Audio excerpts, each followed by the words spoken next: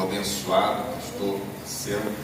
Deus possa continuar vos abençoando rica e poderosamente. Queridos, procure na sua Bíblia a primeira epístola do apóstolo João, ou a primeira carta do apóstolo João, bem lá no final da Bíblia.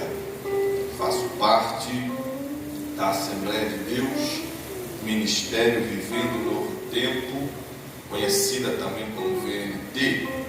Meu pastor, mentor, mestre é o pastor Rui dos Santos. Trago um grande abraço fraternal a toda esta igreja, não só do meu pastor, mas de toda a igreja, ministério Vivendo um Novo Tempo. Queridos, não foi possível estar aqui acompanhado de minha família. Quase consegui trazer o Benjamin, meu filho de 6 anos, mas ele preferiu a prima dele. Mas Deus é bom. Eu quero dizer que estou muito alegre pela receptividade. A última vez que eu estive aqui fui muito bem recebido, muito bem honrado, muito bem acarinhado por toda essa igreja, pelo grupo de jovens. Até hoje eu uso aqueles presentinhos que me abençoaram, está lá hoje mesmo, eu já usei. Deus é bom. Amém? Primeira carta do apóstolo João, o capítulo é o capítulo de número 2. Quero ler somente um versículo. Gostaria que você atentasse para o que Deus tem colocado ao meu coração. Capítulo 2, verso de número 20. Está escrito assim na poderosa e inerrante palavra de Deus: e vós tendes a unção do Santo e sabeis tudo. E vós tendes a unção do Santo e sabeis tudo. Queira tomar o teu assento em nome de Jesus. Queridos, este versículo, ora que temos lido, o Senhor Deus tem ministrado uma palavra tanto quanto muito importante para o contexto odierno em que nós vivemos. Quem é o escritor deste verso é o apóstolo João. E obviamente que precisamos nessa introdução navegar um pouco pela vida, pela história, por que não dizer pelo legado que este homem deixou para a igreja do Senhor na face da terra. É bem verdade que João fora escolhido a dedo por Jesus e teve o privilégio de fazer parte do colégio apostólico de Jesus na face da terra. Bem verdade que Jesus tinha muitos discípulos, mas 12 discípulos em especial tiveram um tratamento apostólico de ensinamento, de doutrina mais de perto acerca do propósito de Deus para a igreja do Senhor na face da terra, tendo em vista o período curto que Cristo viveria na terra. Ele precisava preparar a igreja para que desse continuidade à propagação do Reino de Deus na face da terra. E João, sendo escolhido e fazendo parte desse colégio apostólico, dos 12 discípulos, muito conhecido por nós, ele recebe o privilégio de não só participar deste colégio apostólico de 12 discípulos, mas participar de 3 que eram mais próximos ainda de Jesus de Nazaré, que eram Pedro, Tiago e este João. Sim, esses três tiveram o privilégio de vivenciar experiências pessoais no ministério de Jesus que os demais discípulos não tiveram. Por exemplo, no Monte da Transfiguração, lá estava somente Pedro, Tiago e João. E como Pedro era o mais para frente, ele vai testemunhar a nós de que o ambiente era tão extraordinário, o ambiente era tão bom, que ele olha para Jesus e diz: bom é estarmos aqui.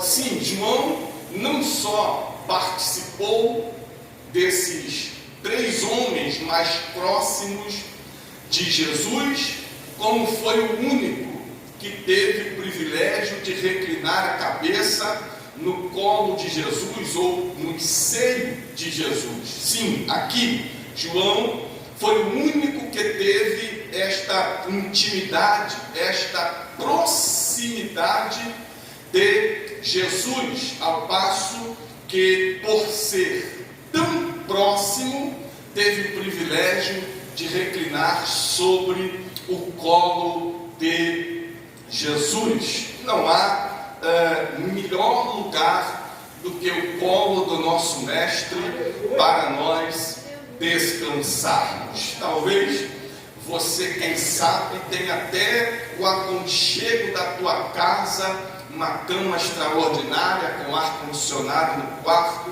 quem sabe um sofá conjugado para você relaxar, reclinar, repousar, quem sabe até um esposo, uma esposa maravilhosa que empresta o seu colo a você nos momentos de aflições, ou um amigo mais chegado, mas não há colo melhor do que o do nosso Mestre. É aquele colo em que você não precisa, às vezes, nem abrir a sua boca, só no reclinar e às vezes escorrer uma lágrima, ele já entende o que você está passando. Eu acho interessante que Sansão escolheu o colo de Dalila, e muitos têm escolhido colos que, ao invés de trazer conforto, trazem prejuízo. Mas Deus, nesta noite, está nos dizendo: o melhor colo ainda é o de Jesus de Nazaré. Lá está João, e a intimidade é tão extraordinária que Pedro diz a ele: pergunta você aí, rapaz, ao teu amigo próximo, quem é o traidor, quem há de trair. Você não tem intimidade, você não é mais próximo, você não é amigo. Pergunta a Jesus quem é o traidor. Sim, Pedro sabia da intimidade, da proximidade de João com Jesus. Era uma amizade tão extraordinária, tão patente, que João, segundo a Bíblia, foi e é o único discípulo que estava no sacrifício de Jesus. Até o último suspiro de Jesus, quando ele exclama em alto e bom som, dizendo: está consumado, João estava ali, aos pés da cruz, porque amigo que é amigo está até o fim contigo. Havia uma profecia que ferirei o pastor e as ovelhas se dispersarão, e biblicamente foi o que aconteceu. Pedro negou, Judas o traiu, Filipe foi embora, Tiago ninguém sabe onde estava, os demais foram embora, mas aos pés da cruz Jesus falou pelo menos 7 frases, e uma foi para Maria acerca de João: eis aí o teu filho, porque João estava até o fim com Jesus. Isso é extraordinário. Na teologia, João recebe o título de discípulo do amor. Sim, talvez porque Jesus deu testemunho, ou Pedro, se não me engano, disse acerca de João, que ele, João, era o discípulo amado.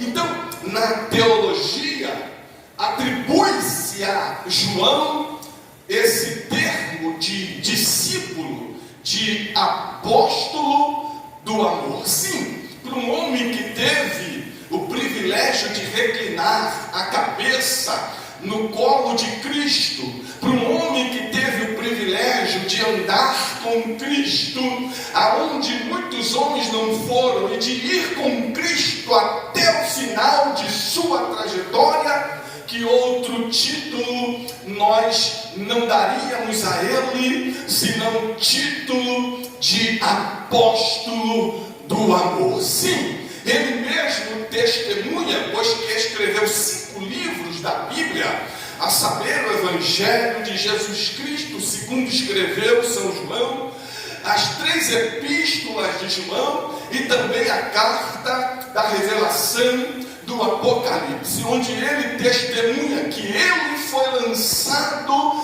na ilha deserta, sombria de Patmos, por causa do amor à palavra, do amor aos irmãos e do testemunho de Jesus de Nazaré. Que outro título não daríamos a esse homem que foi imbuído pelo amor da parte de Deus de uma forma extraordinária? E cá para nós, a palavra de Deus vai dizer que a boca fala aquilo que o coração está cheio. Sim, João está tão cheio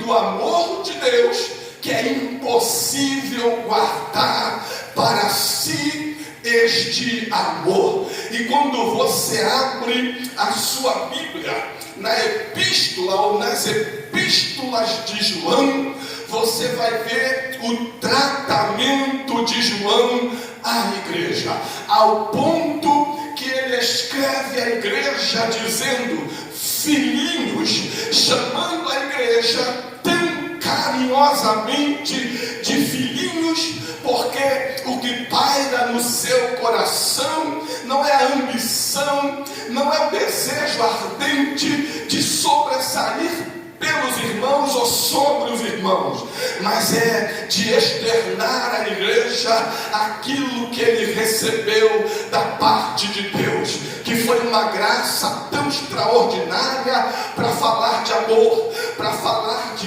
relacionamento, para falar de carinho, para falar de zelo, para falar de aproximação, de união, de contato, de comunhão uns com os outros. Querido, nessa noite eu tenho um recado de Deus para nós. Nós vivemos um tempo onde a tecnologia tem nos afastado de uma forma tão poderosa. Vivemos um tempo em contato através das redes sociais, nos deixou distante um dos outros, e agora o que nos aproxima é uma rede, é um aparelho de celular, é um notebook, é um iPad, é um iPhone, é um Samsung Galaxy, sim, mas isso nunca foi propósito de Deus para a igreja. Isto nunca vai nos proporcionar o privilégio de entendermos e vivenciar na pele o calor humano, o tete a tete, o contato com os irmãos. Sim, João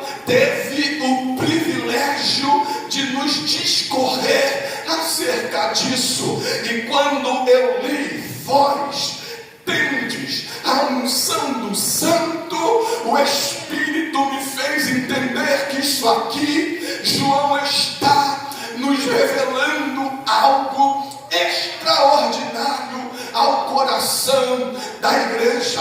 Olha o que João diz acerca de união, acerca de relacionamento, acerca de contato, de carinho, de tete-a-tete, de respeito, de zelo de uns para com os outros. Capítulo 1, verso 7. Mas se andarmos na luz, como Ele na luz está, temos comunhão uns com os outros, e o sangue de Jesus nos purifica de todo pecado. Capítulo 2, versículo 9. Aquele que diz que está na luz e aborrece o seu irmão, até agora está em trevas. Aquele que ama seu irmão está na luz, e nele não há escândalo algum.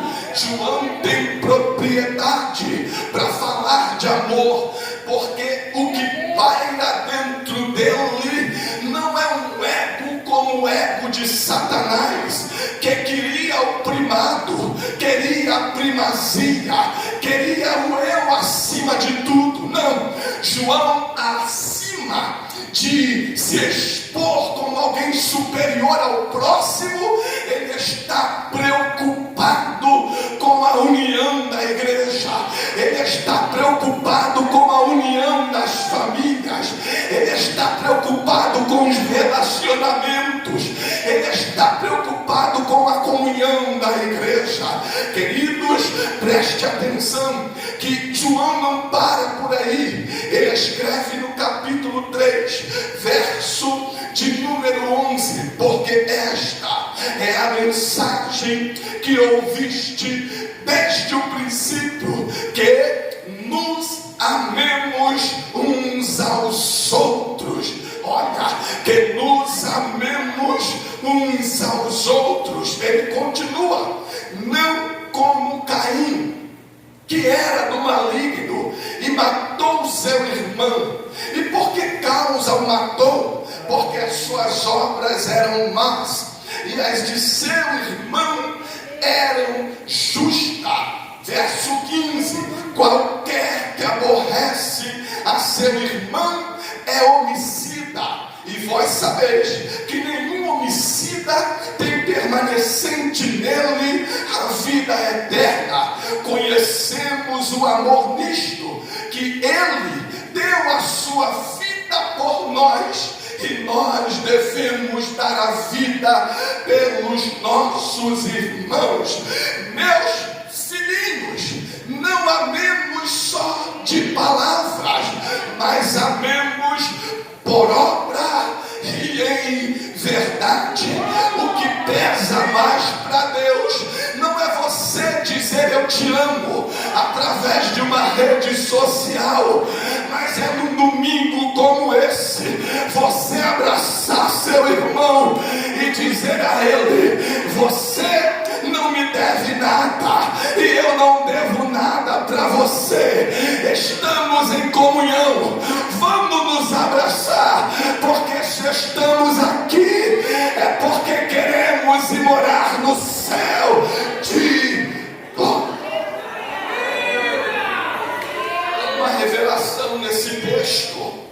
Olha o que João escreve: amados, se Deus assim nos amou, também nós devemos amar uns aos outros. João está preocupado com relacionamento, é uma doutrina prática, porque o amor que Deus revela-nos através da palavra não é um amor de sentimento, é um amor de escolha, de decisão. Então, para eu te amar em Cristo Jesus, eu não preciso sentir, eu devo escolher te amar, independente do que você faz em relação à minha pessoa. Perceba o que Paulo escreveu aos Coríntios. Ele diz: e ainda me deixarei gastar por amor de vocês, mesmo que eu, amando vocês, não seja retribuído, eu vou continuar amando. Por que, Paulo? Porque o amor bíblico não é um sentimento, é uma decisão. Eu estou decidido, como Jesus se decidiu. E como ele se decidiu?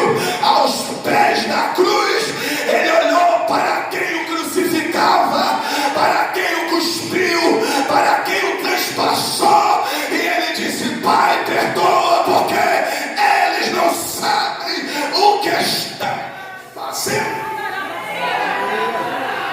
É uma decisão. Você precisa decidir amar e ponto final. E o amor tudo suporta, tudo crê. O amor não trata o outro com indiferença. Não. Nós estamos vivendo um período que é bíblico. Jesus foi quem disse isso, que no final dos tempos o amor de muitos iria se esfriar, mas há poder no sangue de Jesus. Nessa noite, não deixa esse amor virar uma geladeira, mas a palavra de Deus está aqui para aquecer a tua alma gelada, para você ser quente no relacionamento, abraçar, sorrir, abençoar e dizer a Deus: eu amo os meus irmãos. Queridos, vivemos um tempo de afastamento, e João está dizendo à igreja: vós tendes a unção do santo. Ele não está dizendo que a igreja terá, que a igreja pode ter. Ele está dizendo: vocês já têm a unção do santo. Agora a pergunta que precisamos fazer é: o que é essa unção do santo, tendo em vista que João está dizendo que nós já temos, está aqui conosco? Sim. Será que a unção do santo é a vida de oração? Será que a unção do santo é ter um relacionamento com Deus através do ato da oração? E perceba que nessa noite eu não quero aqui ser alguém indelicado e herético e dizer a você que a oração não se faz necessário. Não, muito pelo contrário. Minhas maiores experiências com Deus foram através das orações, mas a unção do santo está acima da oração. Sim, Daniel orava 3 vezes ao dia. Jesus fazia milagre, e ao invés de preferir ser aplaudido pela multidão, ele iria para o deserto orar a Deus. Ele orava tanto que na aflição do Getsemane os discípulos não conseguiram velar com Jesus nem mesmo uma hora. E ele está orando: Pai, passa de mim esse cálice, mas todavia seja feita a sua vontade. Sim, Salomão orou na consagração do templo, ao passo que desceu uma nuvem e os sacerdotes não conseguiam se conter em pé. A oração é importante, é uma doutrina bíblica, faz-se necessário para você e para mim. E perceba que a oração no Novo Testamento é tão maravilhosa que nós não precisamos de sacerdote, não precisamos de outrem. Por quê? porque o véu foi rasgado.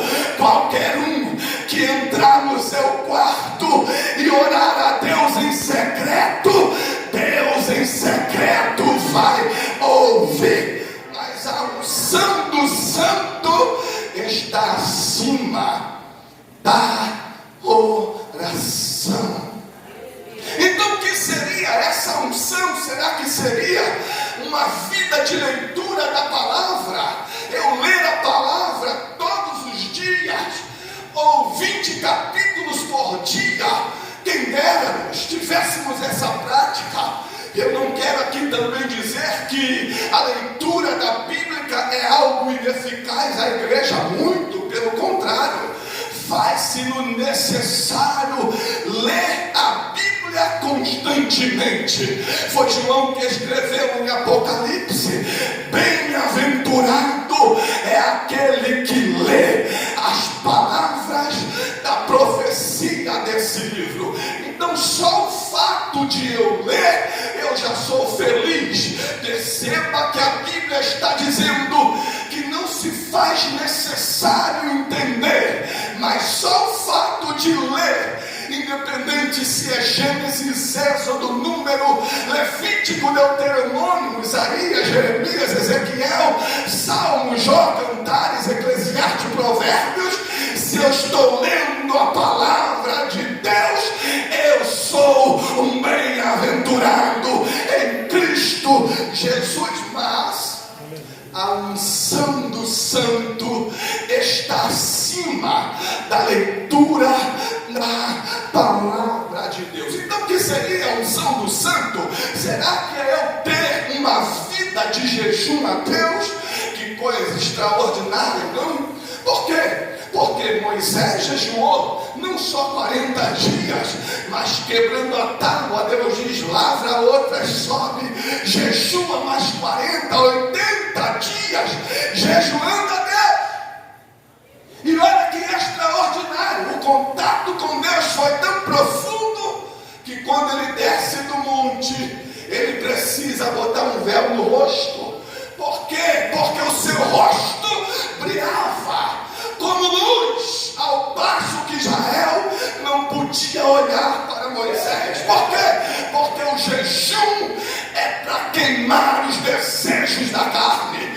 Jesus jejuou 40 dias e 40 noites e depois teve fome. Mas jejuar é interessante, é extraordinário, porque quem tem uma vida de jejum com Deus, pouco desejo de pecar possui. Então imagine, se você tem uma vida de oração, tem uma vida de leitura e uma vida da palavra, que coisa, não? Que extraordinário, não? Que assim seja. Mas a unção do santo está acima do jejum.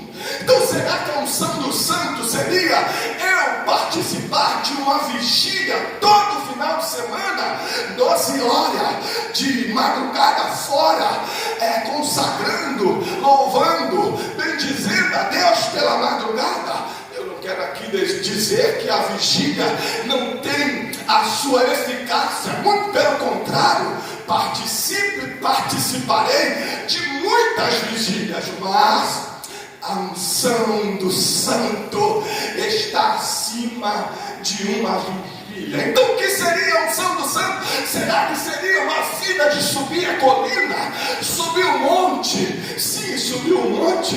Eu tive uma experiência com Deus extraordinária no monte, não dá para contar aqui, mas foi no monte que Moisés viu a sarça queimar e não se consumir. Foi no monte que Elias derrotou os profetas de Baal e Azera. Foi no monte que Eliseu disse a seu moço: abra os seus olhos, porque maior é aquele que está conosco do que com eles. Foi no monte da transfiguração que a roupa de Jesus resplandeceu e eles ouviram uma voz: eis aí o meu filho, a ele ouvis. Então monte é coisa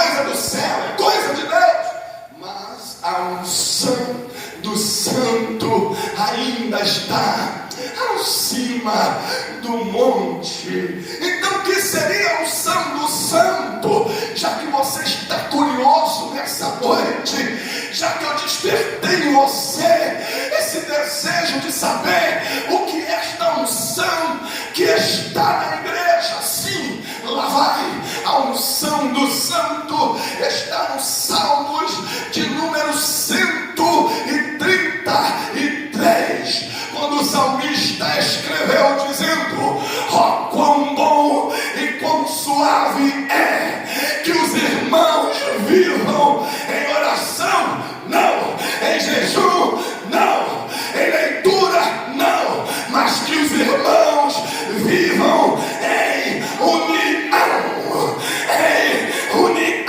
Por quê? Porque a união é como óleo precioso que desce sobre a cabeça, sobre a barba de Arão e desce pela orla do seu vestido. Quer que a unção esteja na igreja, tenha comunhão uns com os outros, respeite quem está do seu lado, ame ao teu próximo como a ti mesmo, porque Deus está dizendo: se tem união, tem unção, se tem união, tem glória de Deus, se tem união, tem poder de Deus na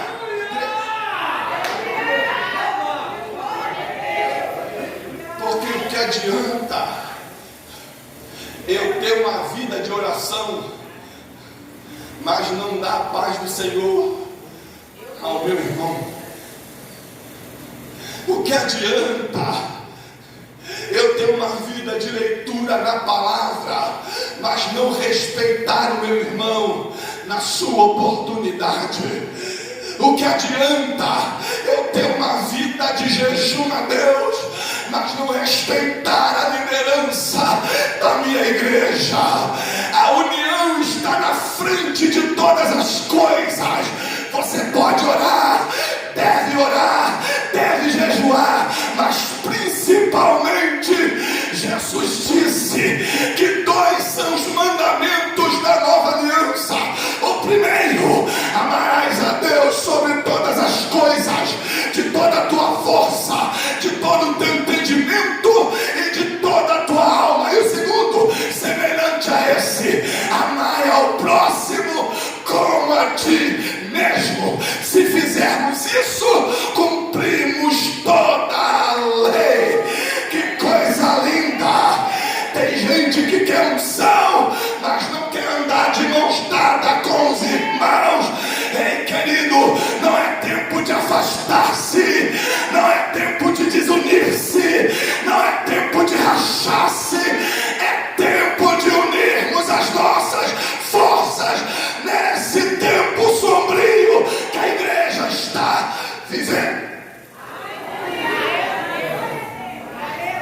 Queridos, quando eu abro a Bíblia em Gênesis 11, Noé, saindo da arca, recebeu da parte de Deus uma ordem, e a ordem é: frutificai e povoai toda a terra.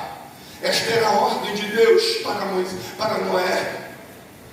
A Bíblia diz que quando chega no capítulo 11, o povo se reúne e tem uma ideia. E a ideia do povo é uma construção, e uma construção que fosse um arranha-céu, ao passo que a Bíblia testemunha que o desejo deles era chegar no céu. Essa construção se conhece pela Torre de Babel, está lá no capítulo 11 de Gênesis.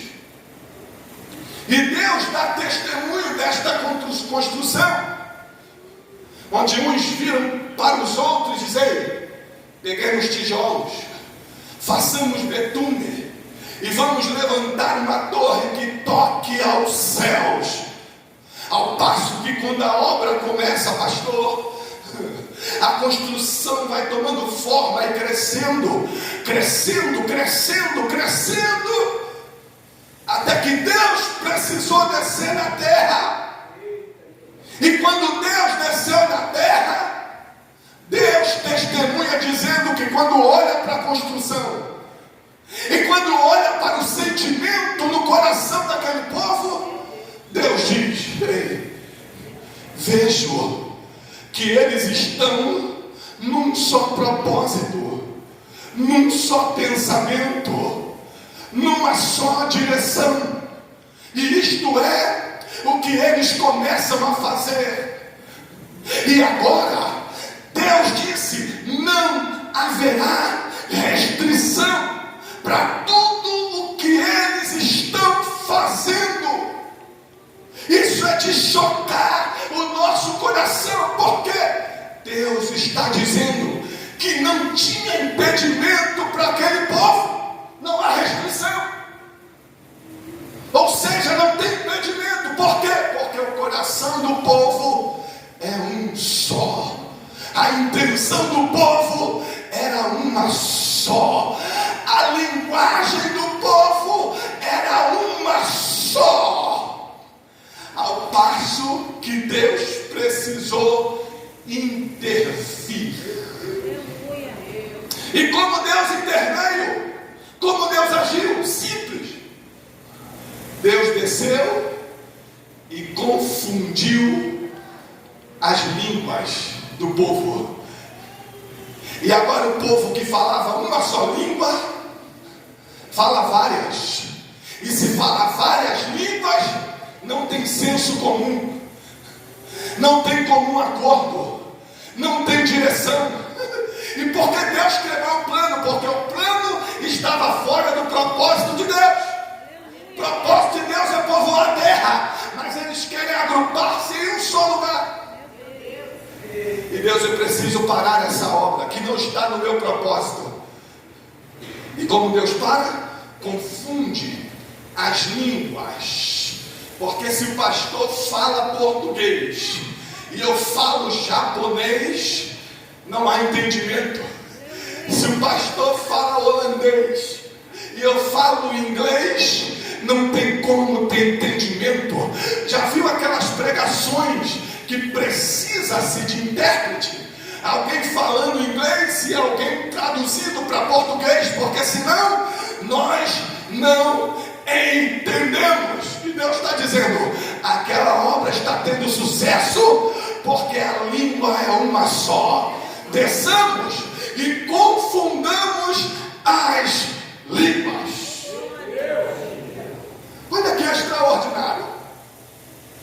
Um povo que está fora da direção de Deus, fora do plano de Deus, fora do propósito de Deus, está crescendo. Agora imagine nós, que estamos dentro do propósito de Deus, dentro da palavra de Deus, dentro dos princípios de Deus. Quem poderá impedir a marcha de uma igreja que decidiu se unir em um só propósito? Ninguém. Nem o sistema, nem a política, nem o influenciador, nem o homem contumaz, nem o mentiroso, nem o diabo, nem seus algozes vai deter a marcha de uma igreja triunfante em Cristo Jesus.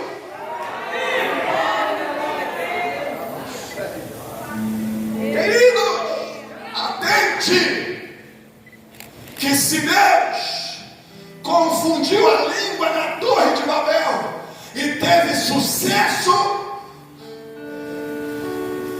o diabo, que copia tudo que Deus faz,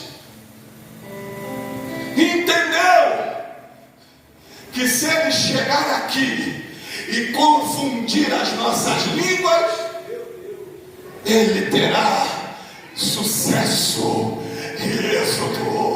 Oh, glórias a Deus.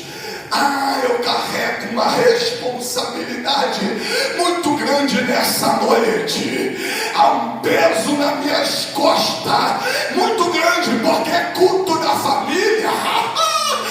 E família saudável é igreja saudável.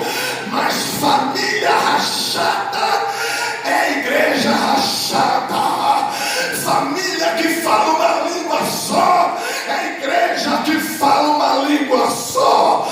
Mas se é uma família com dubiedade de palavras, com dubiedade de pensamentos, Deus está falando, é noite de recomeço, porque se caminha de destruição, eu quero que vocês falem uma só língua, um só propósito, uma só direção, um só alvo.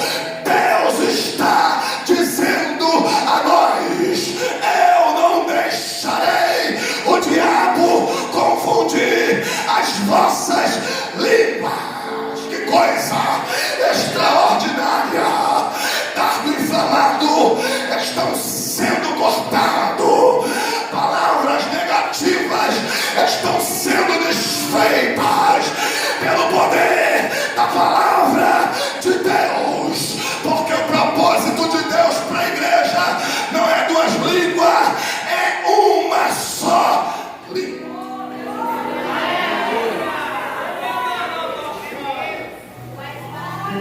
Atente que em Atos 2 Deus deu uma língua para a igreja, a língua do Espírito. Deus deu essa língua à igreja, e quem pôde parar aquela igreja, quem pôde nos deter depois de Atos 2, quando estavam todos reunidos no mesmo lugar? Queridos, isso é muito sério, isso é muito sério. Todos reunidos no mesmo lugar, de repente vem do céu um som como de um vento impetuoso. Foram vistas sobre eles línguas repartidas como de fogo, e como se não bastasse, todos foram cheios do Espírito Santo de Deus. Agora perceba que a igreja que estava trancada no cenáculo em oração, aguardando a promessa do Pai, quando Deus encheu eles e deu uma só língua, eles saíram. Sereis minhas testemunhas, tanto em Jerusalém, como na Judéia, em Samaria e os confins da terra. É uma igreja que sai falando uma mesma linguagem e indo numa mesma direção. Por quê? Porque todos os que criam estavam juntos e tinham tudo em comum. Não tinha indiferença entre eles.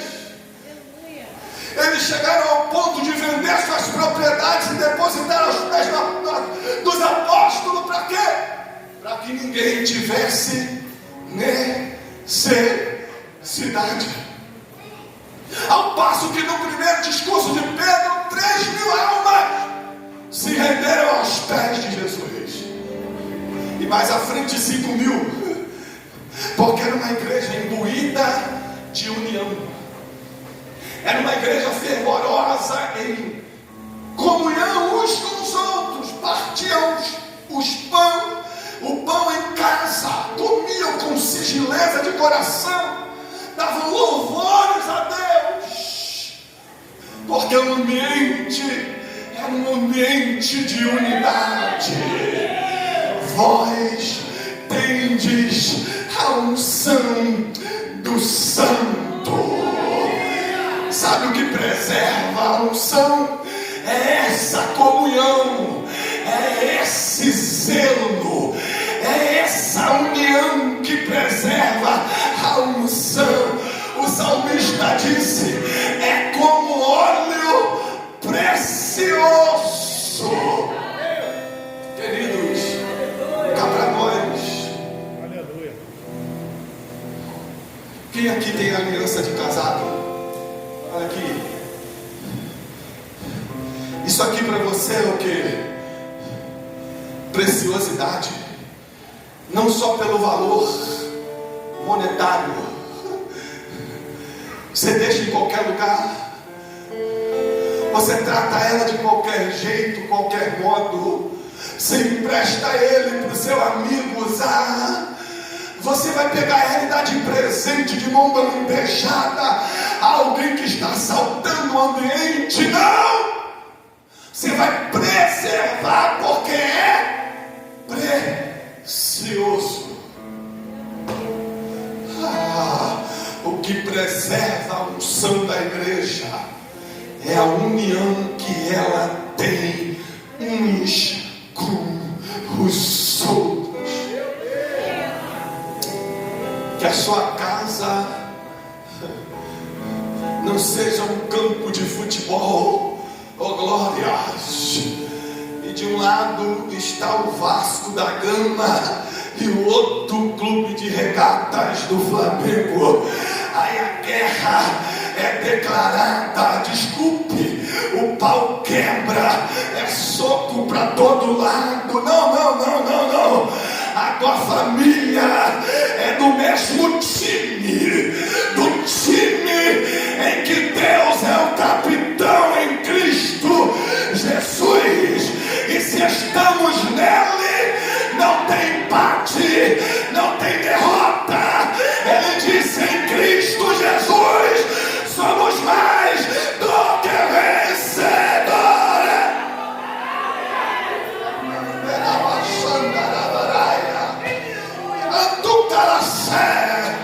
Que a sua casa não vire um ringue de UFC, mas que você tenha discernimento para entender a hora de calar-se, de retirar-se, a hora de falar, porque Deus está dizendo: o que preserva a unção lá é a tua união com Deus. É união. Queridos, caminho para o fim. Há 9 dons na Bíblia do Espírito Santo e 5 dons ministeriais. Os dons do Espírito, dons de cura, maravilhas, dons de revelação, profecia e alguns outros são dados à igreja para aquilo que é útil para o seu crescimento espiritual e para a sua edificação em Cristo Jesus. E há 5 dons ministeriais dados à igreja não pelo Espírito Santo, mas por Cristo Jesus. A uns ele quem? Ele, Cristo, deu por apóstolos. A outros ele deu por evangelistas. A outro ele deu por profetas. A outros ele deu por pastores. E por último, mestres. 5 dons ministeriais. Aí Efésios continua 4 e diz: querendo o aperfeiçoamento da igreja, até que todos cheguemos à unidade perfeita em Cristo Jesus, a varão perfeito. Olha que interessante, porque nem os 9 dons dados pelo Espírito e nem os 5 dons ministeriais são para a autopromoção de quem usufrui deles, mas é para o bem comum de todos. Aleluia. Porque se tem uma coisa que Deus odeia, é alguém presunçoso e soberbo. Alguém que quer se autopromover em cima daquilo que Deus empresta para auto se gloriar. Aliás, Deus odeia a palavra eu. A primeira primeira pessoa do singular. Deus odeia. Tu acha que por que ele não perdoou Lúcifer? É porque Lúcifer disse: olha que eu subirei, eu colocarei, eu me assentarei. A palavra eu ele disse 3 vezes. E por isso que Deus destituiu. E o proverbista disse ainda que a soberba e a prepotência precede a queda. Então eu não quero sair daqui nessa noite dizendo que eu fui o cara. Muito pelo contrário, a glória aqui é dele, sempre dele. E este ambiente aqui, o desejo dele, o pensamento dele, não é única e exclusivamente a uma pessoa, mas é o conjunto, é o coletivo, é a todos, é a união, é o zelo, é o carinho, é o respeito de todos. Olha que interessante. Pedro e João, estou encerrando aqui agora, subiram junto ao templo, acharam um coxo, não tem prata nem ouro, que eu tenho, se eu te dou, levanta e anda, em nome de Jesus. Por conta disso, foram parar na prisão. E quando saíram, alguém disse: não falem mais nesse nome. Aí disseram: importa obedecer a Deus ou aos homens? E foram para os seus, foram para a igreja. E quando chegaram na igreja, eu preciso encerrar lendo isso aqui. Eles chegaram e foram contar em miúdos o que Deus tinha feito. Atos 4, eu vou ler e a gente vai encerrar, porque é extraordinário. Olha como Deus odeia a palavra eu. 22, pois tinha mais de 40 anos o homem a quem se operara aquele milagre de saúde.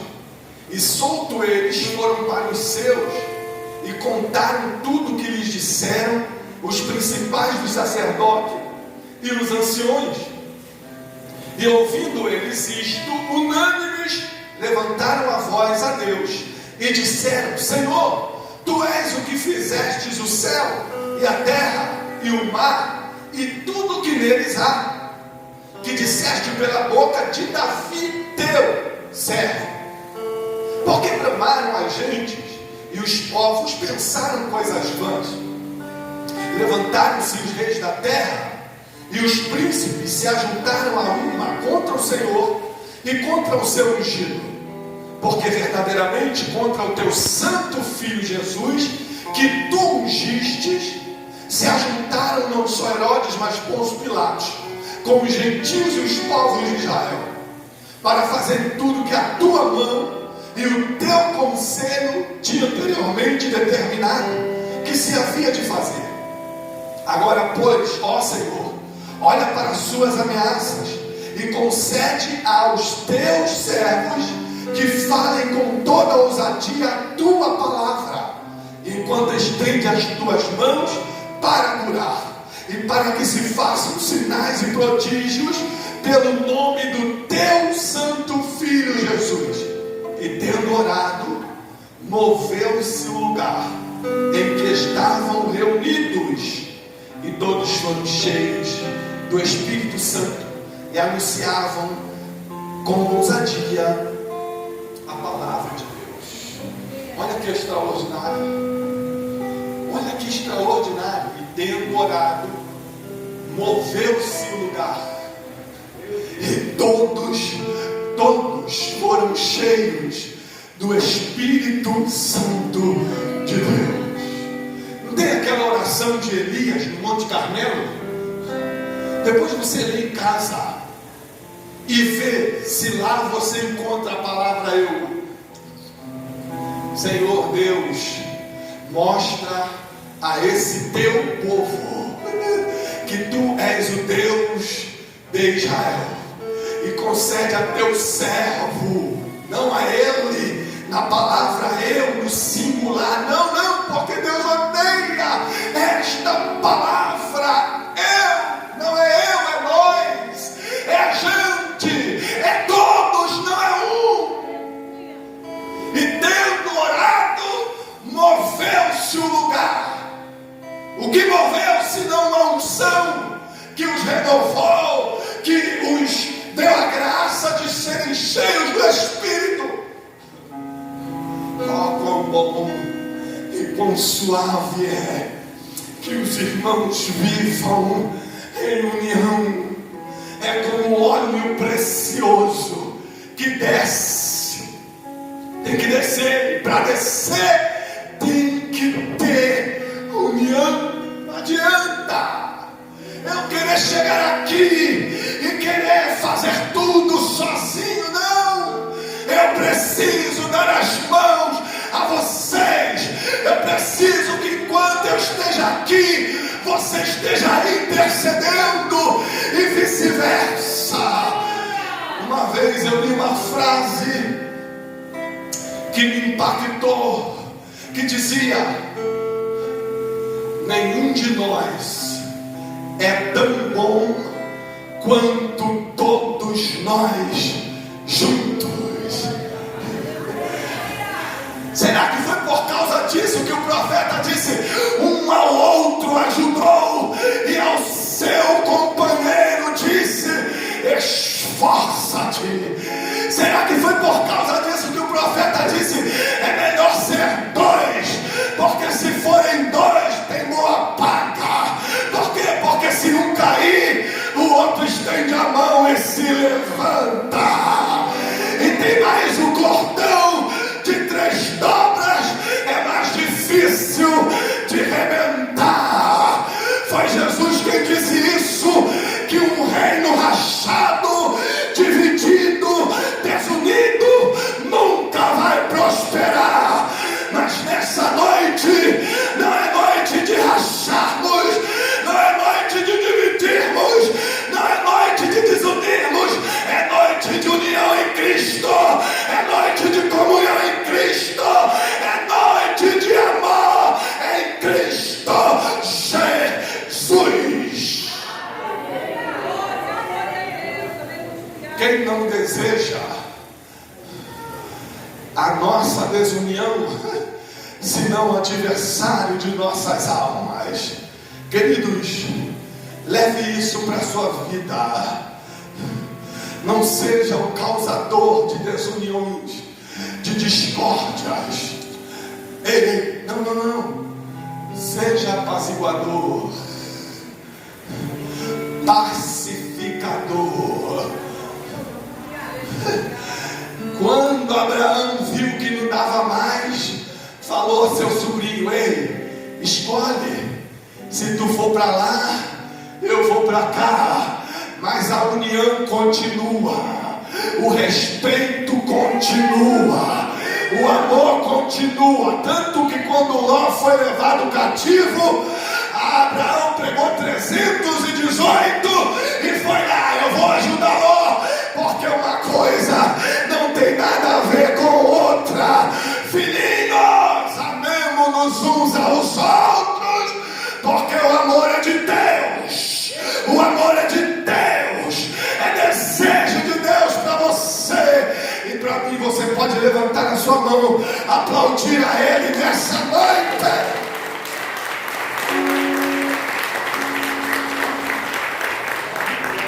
Deus em Cristo nos abençoe, que paira em os vossos corações esse desejo de um ambiente saudável, de um ambiente sem guerras, de um ambiente sem discórdias, de um ambiente onde a unção do Santo esteja sempre presente. Quero ser muito grato pela atenção de todos vocês. Que Deus em Cristo continua vos preservando, não só o corpo, não só a alma, mas também o espírito, até a volta de Cristo se apresentem irrepreensivelmente. Eu agradeço aos irmãos nessa noite, ao pastor, a toda essa igreja, por esta rica e bela oportunidade. Aplauda, Senhor, por favor. Aleluia! Vamos de pé, irmãos. Tem um louvor antigo da Chile que diz que o amor de Deus brilha em mim. Que palavra, né, irmão? Você vai sair mais crente, amém? Glória a Deus. Aleluia! É a unção dos santos, oh glória. É a união. É onde a união, irmãos, Deus opera. Eu sinto a presença dele aqui. Que coisa maravilhosa. Aleluia. O filho já conhece isso, ele nos cantava. Então vamos cantar o amor de Deus, vamos encerrar. Enquanto isso, se tem alguém nesta noite que ainda não se decidiu ao lado de Cristo, a oportunidade está aberta para você, para que você possa fazer uma aliança. Foi falado de aliança, e essa aliança nos dá direito à vida eterna em Cristo Jesus. Ele falou de coisas extraordinárias, a comunhão, a união. E ele estava citando, você queria citar o versículo de número 32 de Atos 4, e era um coração da multidão. Olha que coisa linda. A multidão estava num coração, ele falou de proclamar o Evangelho. Um coração e uma multidão, no mesmo propósito, no mesmo projeto. Que coisa linda, irmãos. A igreja, quando ela age assim, ninguém para. Aí Jesus falou: as portas do inferno não vão prevalecer, porque a igreja unida jamais será vencida. Aleluia, as portas vão cair por terra. O amor de Deus brilha em mim, em luz. Quantos conhecem? Desde quando olhei para a cruz e aceitei quem estava lá então, era o Cristo de Deus, o Senhor.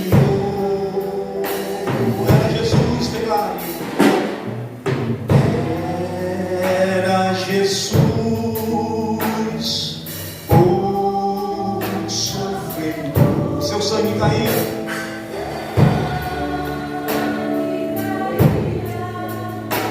Em forma,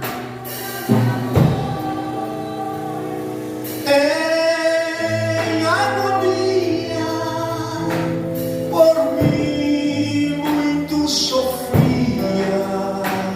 Jesus, Jesus, Jesus. Aleluia, Ele está aqui, irmãos. Tem alguém nessa noite? Bem rápido. Com a mensagem dessa, irmãos. Aleluia, quem não tem Jesus já corre, né? Já corre, porque a igreja ela é uma família. É a família dos santos que vai morar no céu. Essa família, ela vai entrar nos céus, mas nós sabemos muito bem, como foi dito, se a tua família vai bem, a igreja também vai bem, mas se ela não vai bem, a igreja também sofre os danos. Então nós precisamos ajustar a nossa família. Então eu cuido da família. Eu não sei como você entrou aqui de repente na tua casa, com um parente, um filho, ou até mesmo um esposo, passando por situações difíceis. A tua família está ferida.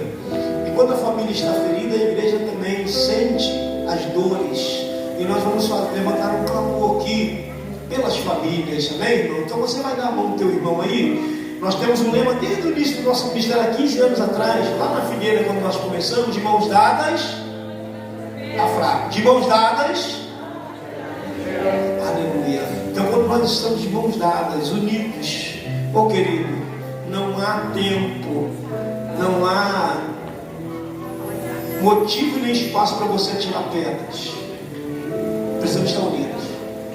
Sempre digo isso, eu pego isso como uma experiência. O Rafael ali, não tem como para lá tirar uma pedra, tem que largar a mão de alguém. Tem muita gente atirando pedra porque não está envolvido, não está aí, né, na obra de Deus, no reino.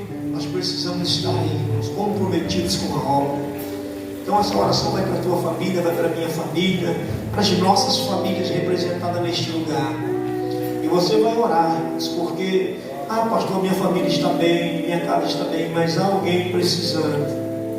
Há famílias destruídas nesta hora, famílias passando por momentos difíceis, mas o Senhor nos levantou, irmãos, como atalaia, nos levantou como profeta, aleluia, e nós temos a unção dos santos. Nós vamos dizer e provar que Deus está conosco, porque nós vivemos esta unção em comunhão, em união, e vamos orar. Quando a oração do justo, ele pode muito em seus efeitos. Se ligares na terra 2 ou 3, Deus liga, Deus faz milagre, Deus opera. Eu creio que Ele vai lá na tua casa agora e vai agir, irmãos. E a palavra liberada do altar sobre a tua vida, já foi liberada a palavra, e nós estamos aqui dizendo: vamos orar e vamos clamar, vamos unir as nossas forças, porque Deus tem coisas grandes. Já foi, o profeta falou nesta noite sobre o recomeço, e como Deus está trabalhando, né, irmão? Como Deus está fazendo, é porque esse recomeço tem que ser diferente, irmãos.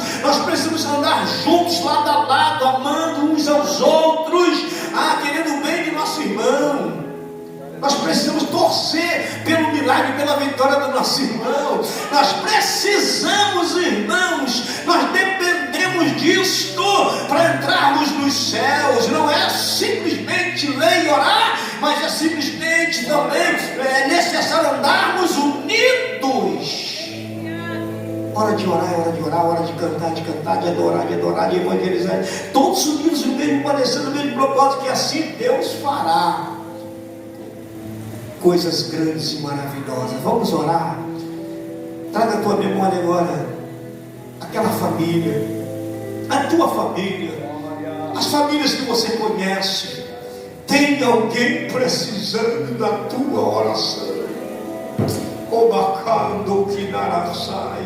Tem alguns necessitados, e não são poucos, da tua oração, da tua palavra, da tua visita. Irmão, não amemos de palavra. Olha só o texto que fora dito aqui, porque falar e não agir não adianta. Nós precisamos fazer algo, nós precisamos unir as nossas forças e irmos juntos, e Deus estará fazendo coisas grandes. Deus santo e poderoso, meu Deus, baseado na tua palavra que fora pregada nesta noite, meu Deus, nós temos esta unção. O Senhor nos deu, o Senhor otorgou sobre nós, que vivemos em comunhão, Senhor, que vivemos em união, Senhor, que andemos, ó Deus, de conformidade com a tua palavra que fora pregada nesta noite, para que as nossas famílias possam ver em nós esse amor, essa comunhão, essa união, e venha se espelhar, Senhor. Meu Deus, no nome de Jesus Cristo, confirma a cada dia, Senhor, o que tu tens para nós neste lugar, como o Senhor tem confirmado hoje pela boca do profeta Tiago, que ninguém queira ser mais do que o outro, que ninguém queira aparecer mais do que o outro, que julguemos menores do que o nosso próximo, Senhor, para que o teu nome seja glorificado em nossas vidas, porque a tua palavra também nos diz que precisamos entender e sempre julgar o nosso próprio maior do que nós, melhor do que nós. Pai, no nome de Jesus, que essa igreja possa entender tudo aquilo que o Senhor falará nesta noite aos nossos corações. Visita a nossa casa, a nossa família, visita a nossa parentela, meu Deus, o nosso clã. Oi, dá vitória, restaura, liberta, cura, salva, no poder que há no nome de Jesus. Oramos assim, apresentamos a Ti, Senhor, cada família representada neste lugar. Assim Te agradecemos, no nome de Jesus. Solta a mão do teu irmão e aplauda o Senhor. Aleluia. Glória seja dada no nome do Senhor Jesus. As nossas programações sucedem normalmente, né, irmãos? Esse foi o culto da família. Todo primeiro domingo estamos aqui clamando pela família.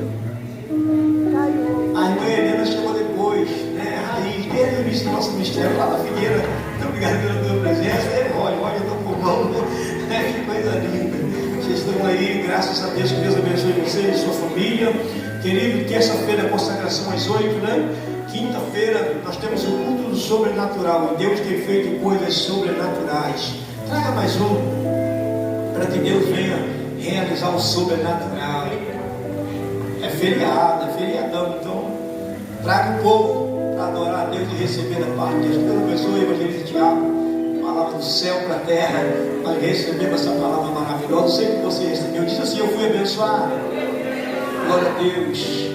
Nós ouvimos e temos que vivenciar o que for dito, tá bom, irmãos? Então, cantinho aí para abençoar. Nós teremos aí o congresso Desperta, né? Conferência Desperta, dia 16 de setembro, está próximo. As mulheres na direção aí, e será uma bênção, amém? Mas os irmãos venham também receber, né? Vamos orar, vamos agradecer a Deus. Sim.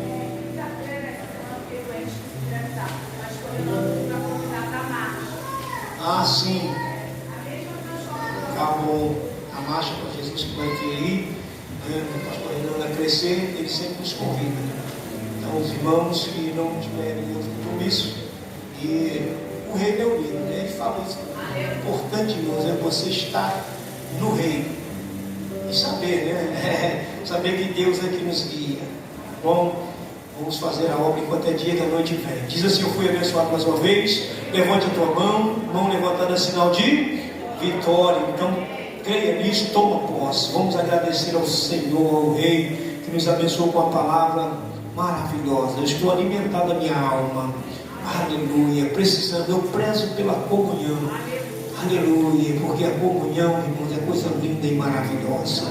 Deus Santo, Deus Eterno, muito obrigado, Senhor, por tudo. Obrigado por cada irmão que adentrou por essas portas. Obrigado, Senhor, por cada família representada nesta noite, neste lugar. Quero te louvar pela vida do Alexandre, pela vida da Aline, Senhor, que estão na direção desse trabalho. E o Senhor tem abençoado, continua prosperando, continua, Senhor, tecendo sabedoria do céu sobre a vida dos teus filhos, ó Deus. Eu quero te louvar, Senhor, pela vida do evangelista Tiago, que veio, Senhor, ministrou para nós a tua palavra, um banquete, nós nos alimentamos. Agora leva-nos em paz, nos guardando, livrando, dando uma noite tranquila, um sono reparador, Senhor. E se o Senhor não voltar esta noite, que tenhamos uma manhã abençoada, uma semana abençoada na tua presença. Te oramos assim agradecidos no nome de Jesus.